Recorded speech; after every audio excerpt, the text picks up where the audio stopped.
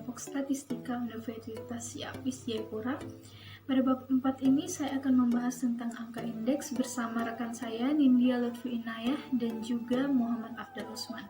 Untuk itu, mari kita ke topik pembahasannya.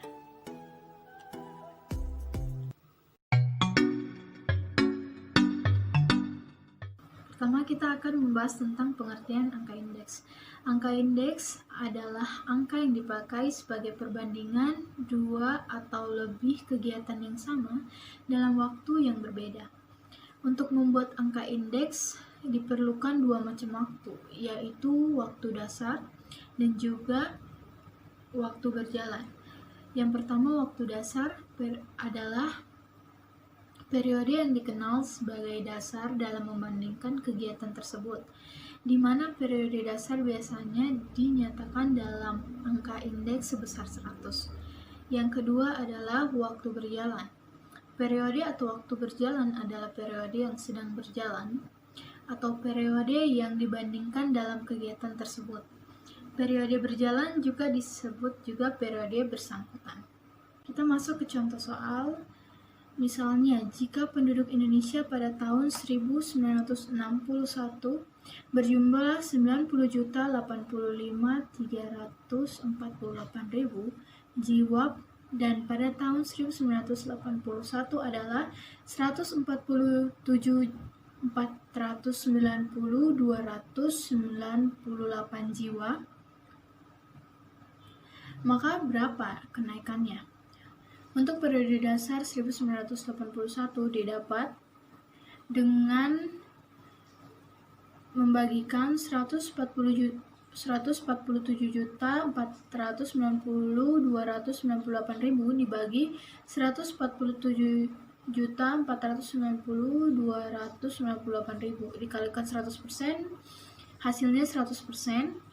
Lalu indeks penduduk Indonesia pada tahun 1961 adalah 97.085.348.000 dibagi 147.490.298.000 dikalikan 100% dengan hasilnya 65,82%, di mana kita dapat melihat ada kenaikan sebesar 34,18%. Untuk periode dasar 1961 didapat indeks penduduk Indonesia adalah 97.085.348.000 dibagi 97.085.348.000 dikali 100%, hasilnya 100%.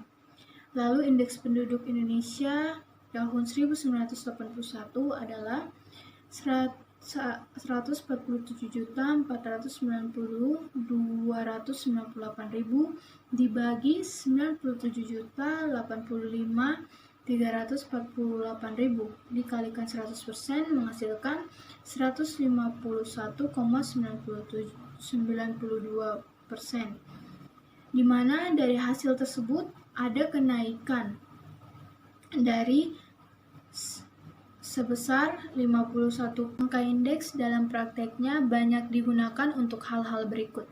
Yang pertama adalah membandingkan dua nilai. Yang kedua adalah melihat besarnya perubahan atau perkembangan dari waktu ke waktu. Kita bahas yang pertama, membandingkan dua nilai, baik berupa dua nilai baik berupa dua nilai pasangan, yaitu nilai tunggal dengan nilai tunggal lain dari variabel yang sama maupun berupa dua nilai yang tidak berpasangan, yaitu suatu nilai dengan serangkaian nilai dari suatu variabel. Lalu yang kedua adalah melihat besarnya perubahan atau perkembangan dari waktu ke waktu. Jadi, angka indeks merupakan indikator untuk mengukur secara kuantitatif terwujudnya perubahan dalam dua waktu yang berlainan. Ada 3 macam indeks, yaitu indeks harga, indeks biaya hidup, dan indeks produksi. Indeks harga digunakan untuk mengukur perubahan harga. Indeks biaya hidup untuk mengukur tingkat inflasi atau maju mundurnya usaha yang dilakukan. Lalu yang terakhir adalah indeks produksi untuk mengukur perubahan-perubahan yang terjadi dalam kegiatan produksi. Kegunaan angka indeks yang pertama adalah mengukur kecil dan besarnya daya beli nilai mata uang. Kedua, mengukur tinggi rendahnya upah nyata. Ketiga, menghitung indeks biaya hidup. Keempat, mengukur perbedaan antar variabel. Kelima, mengukur perbandingan antar variabel. Perkenalkan, nama saya Nindya Lutfendri Inayah, NPM 192121041, kelas akuntansi A2. Kali ini saya akan menjelaskan tentang simpangan baku atau standar deviasi. Simpangan baku atau standar deviasi adalah akar dari jumlah deviasi kuadrat dari bilangan-bilangan atau akar dari rata-rata kuadrat. Simpangan baku dibagi menjadi dua, yaitu yang pertama adalah data tunggal. Rumus data tunggal adalah S sama dengan akar dari sigma dalam kurung X ke I kurang X bar tutup kurung per N, atau S sama dengan akar dari sigma X kuadrat per N kurang dalam kurung sigma X per N tutup kurung kuadrat. Contoh, tentukan simpangan baku dari data 2, 3, 5, 8, 7. Jawabannya yaitu X bar sama dengan 2 ditambah 3 ditambah 5 ditambah 8 ditambah 7 per 5 sama dengan 5. Nah, jika kita kasih masuk ke dalam tabel, akan tampak seperti ini. Ini didapat dari soalnya. Dan min 3 ini didapat dari mana? Seperti yang ada pada keterangan di atas, ini kan dalam kurung X kurang X bar. X-nya 2 dikurang X barnya, tadi kan jawabannya 5, berarti 2 dikurang 5 sama dengan min 3. Sedangkan ini adalah X dikurang X bar dalam tutup kurung kuadrat.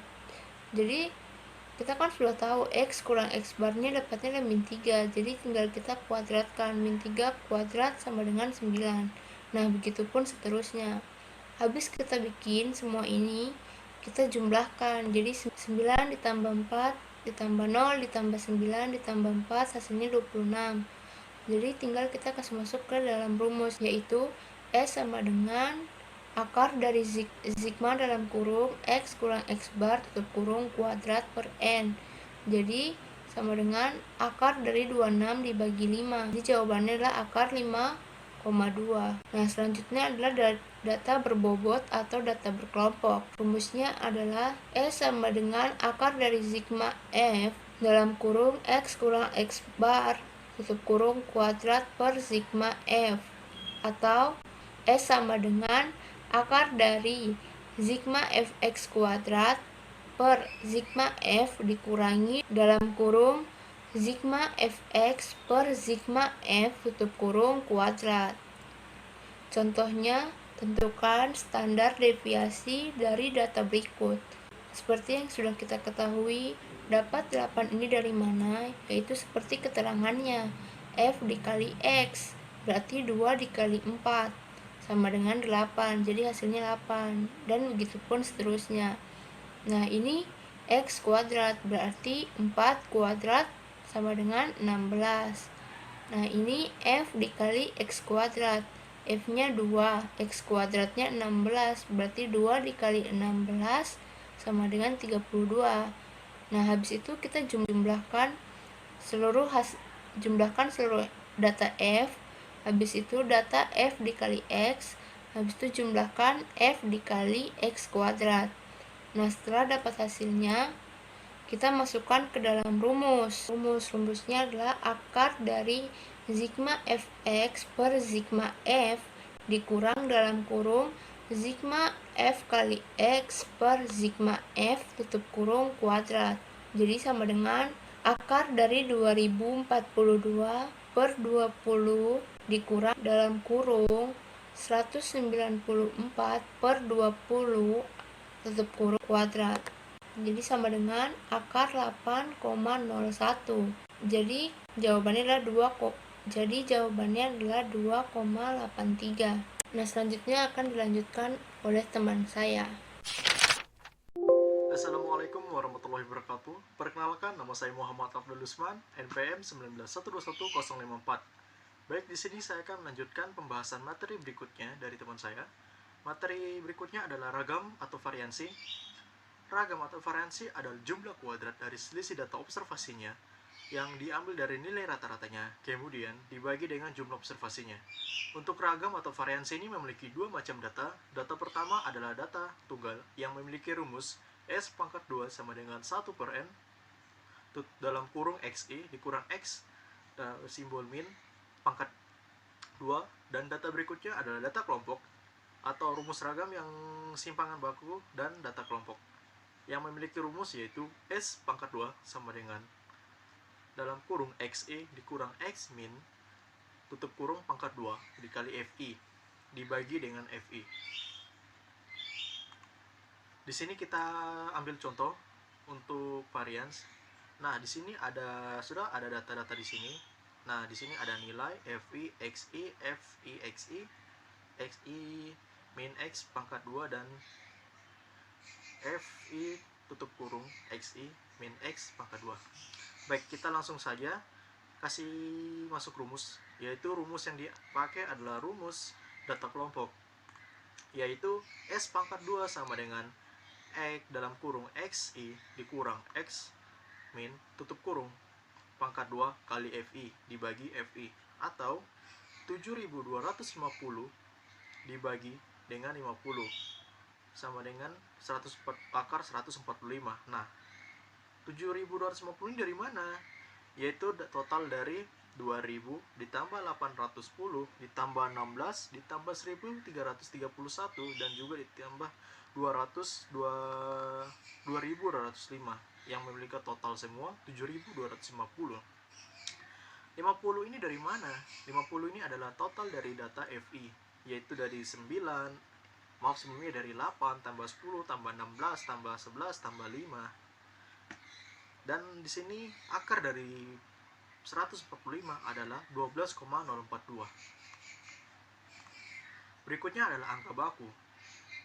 Dalam statistika, angka baku itu untuk membandingkan dua keadaan atau lebih yang diperlukan nilai simpangan baku.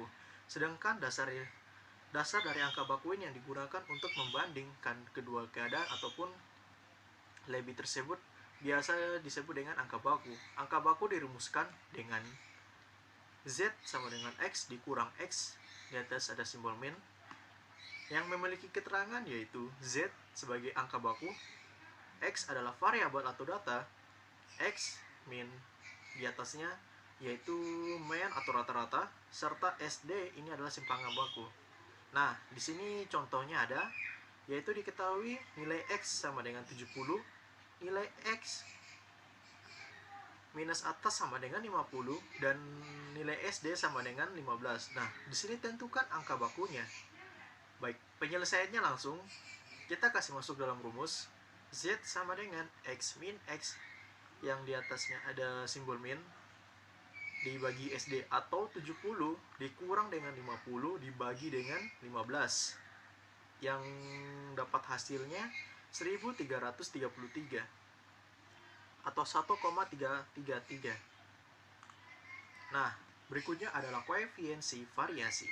Apa itu koefiensi variasi? Koefisien variasi adalah variasi dalam bentuk relatif. Koefisien variasi merupakan perbandingan dua nilai antara standar deviasi dengan mean dan dikalikan dengan 100%, yang bisa dirumuskan yaitu KV sama dengan SD dikali X dibagi X dikali 100%. Nah, bisa dibilang keterangannya adalah KV sama dengan koefisien variasi, SD sama dengan standar deviasi, dan X adalah mean atau rata-rata. Nah, langsung saja di sini di sebelah kanan ini ada data. Sudah tersedia data nilai dan F-nya. Nah, di sini diminta tentukan koefisien variasinya. Nah, dari data di atas ini kita bisa diperoleh mean X sama dengan 73,5, yaitu dari tengah ini 73,5. Nah, standar deviasinya SD adalah 12,042. Nah, kok bisa 12,042? Itu dari mana? yaitu kita kembali lagi ke slide sebelumnya, yaitu dari ragam variasi yang memiliki hasil yaitu sebesar 12,042. Dari sini angkanya. Nah, langsung kasih masuk ke dalam rumus angka-angkanya, yaitu KV sama dengan SD dibagi X dikali 100% atau 12,042 dibagi 79,5 dikali 100% sama dengan 0,1638. Nah, ini dikali 100% sama dengan 16,38%. Jadi koefisien variasinya adalah 16,38%. Nah, cukup sekian dari presentasi kelompok kami. Akhirul kalam, wassalamualaikum warahmatullahi wabarakatuh.